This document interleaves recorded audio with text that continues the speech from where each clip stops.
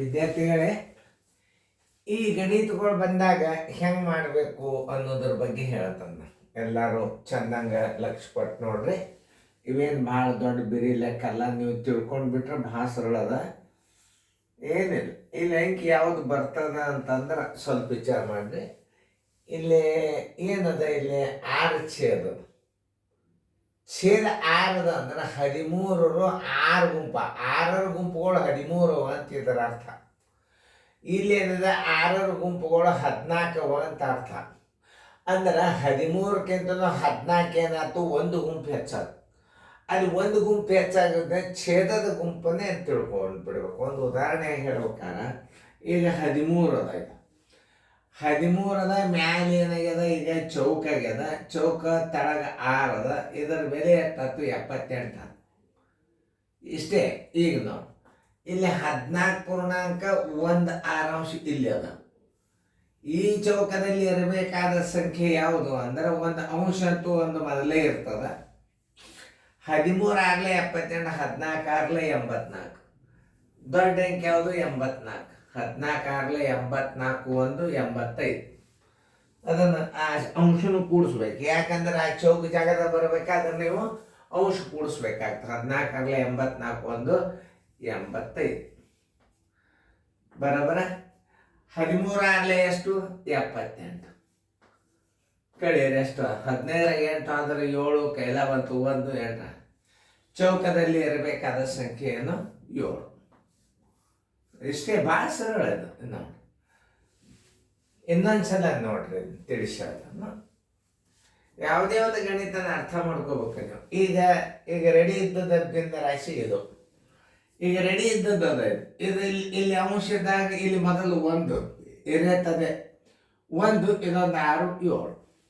ನೀವು ಬಾಯಲ್ಲೇನೆ ಮಾಡು. ಇಲ್ಲಿ 6 ಇದೆ. ಇಲ್ಲಿ ಒಂದು ಗುಂಪು ಅಂದ್ರೆ 6 ಗುಂಪು ಇರ್ತದೆ. ಈ ಅಂಶನ ಅದರ ಕೂಡ್ಸೋಡ್ರಿ ಇಡ್ರಿ. 6 1 7 ಹಾಗೂ ಬರ್ತದೆ. 14 ಆಗ್ಲೇ 84, 1 85 ಮಾಡ್ರಿ. ಆಮೇಲೆ 13 ಆಗ್ಲೇ 78 ಕಳೆದು ಬಿಡ್ರಿ. ಚೌಕದಲ್ಲಿ ಇರಬೇಕಾದ ಸಂಖ್ಯೆ 7 ಬರ್ತದೆ. ಒಂದು ಉದಾಹರಣೆ ಕೊಟ್ಟ. ಆ ಸರಳ, ಏನು ಭಾಳ ಏನು ದೊಡ್ಡ ಸಮಸ್ಯೆ ಅಲ್ಲಿದು.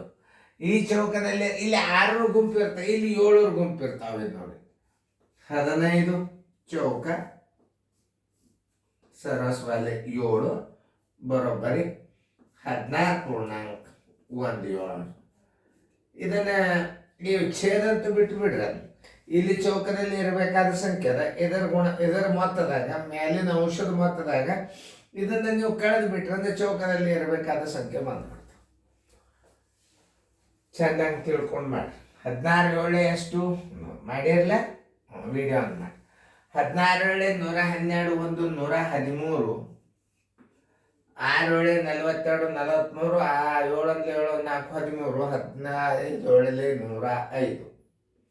15 7 105 ಕಳೆ ಬರೋಬ್ಬರಿ ಎಷ್ಟು, 8. ಚೌಕದಲ್ಲಿ ಇರಬೇಕಾದ ಸಂಖ್ಯೆ ಬರೋಬ್ಬರಿ, ಚೌಕದಲ್ಲಿ ಇರಬೇಕಾದ ಸಂಖ್ಯೆ ಬರೋಬ್ಬರಿ 8. ಇಷ್ಟು ಅರ್ಥ ಮಾಡ್ಕೊಂಡ್ಬಿಟ್ರೆ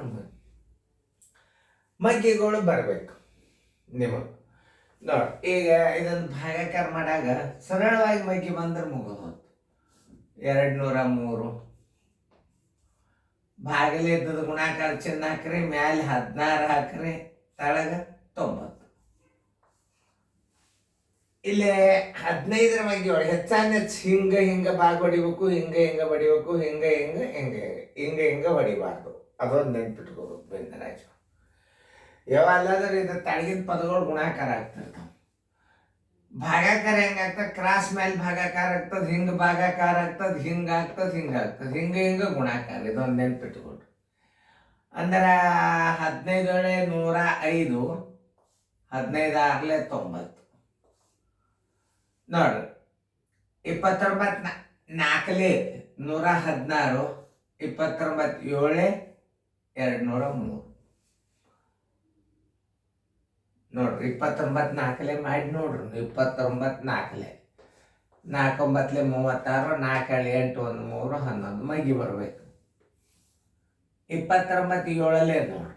29 7 7 9 63, ಕೈಲ ಬಂತು 6, 7 7 14 1 6 20. ಈ ಮಗ್ಗಿಗಳು ಬಂದು ಅಂದ್ರೆ ನಿಮಗೆ ಭಿನ್ನ ರಾಶಿಯನ್ನು ಕನಿಷ್ಠ ರೂಪಕ್ಕೆ ತರಲಿಕ್ಕೆ ಭಾಳ ಸರಳ ಬರ್ತದೆ.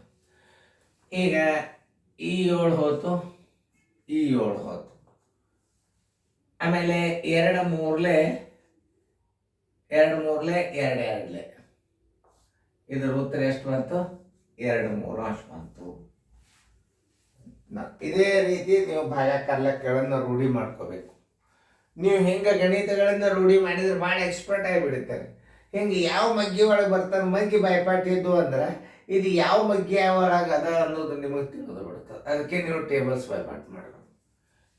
105 ಸರ್ವಸ್ ಮೇಲೆ 19 ಗುಂಡ್ಲೆ ಹಾಕ್ರಿ, ಮ್ಯಾಲೆ 95 ಇಡ್ರಿ, ತಳಗ 42 ನೋಡಿ. 42 105 ಯಾವ ಮಗ್ಗಿ ಆಗದ?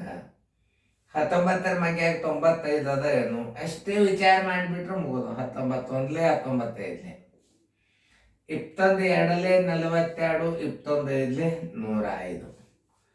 ಈಗ ನೋಡ್ರಿ, ಇದಕ್ಕೆ ಬಾಗ ಹೋಗೋದಿಲ್ಲ. 5 5 25, 2 1 2, ಬರೋಬ್ಬರಿ 12 ಪೂರ್ಣಾಂಕ 1/2 ಅಂಶ.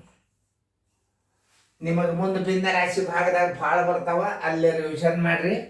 ಈ ಗಣಿತ ಸುಮ್ಮ ಸ್ಯಾಂಪಲ್ ಆಗಿ ನಿಮಗೆ ನಾ ತಿಳಿಸೇನು. ಮುಂದೆ ನಿಮ್ಗೆ 1ಕ್ಕೆ ಸಮ ಅವೆಲ್ಲ ಲೆಕ್ಕಗಳು ಭಾಳ ಹಾಕೇನು. ಇವು ಗಣಿತಗಳನ್ನು ಸರಿಯಾಗಿ ರೂಢಿ ಮಾಡಬೇಕು, ಚೆನ್ನಾಗಿ ಬಿಡಿಸ್ಕೋಬೇಕು. ಸರಿಯಾಗಿ ಅಭ್ಯಾಸ ಮಾಡಿರಿ, ಬರ್ಕೋರಿ ಫೇರ್ದಾಗ.